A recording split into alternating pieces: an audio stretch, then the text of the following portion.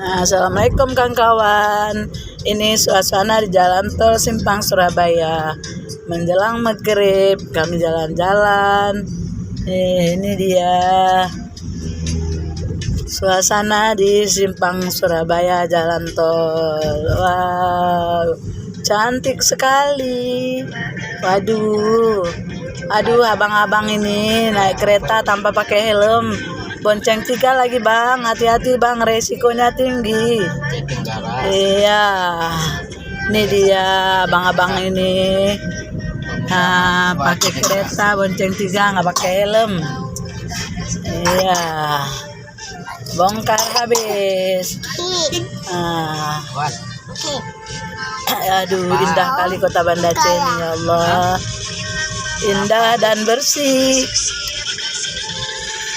Indah dan bersih kota Banda Aceh. Kawan-kawan yang di luar sana, datanglah Banda Aceh untuk lihat keindahan alam yang diciptakan oleh Allah Subhanahu wa taala. Wow, cantik kali, jalannya bagus, penghijauannya banyak. Terus gedung-gedungnya juga ada mulai gedung-gedung bertingkat. Setelah tsunami semua juga ada, alhamdulillah kembali normal. Ya, sampai sini dulu kawan-kawan. Lain kali kita sambung lagi.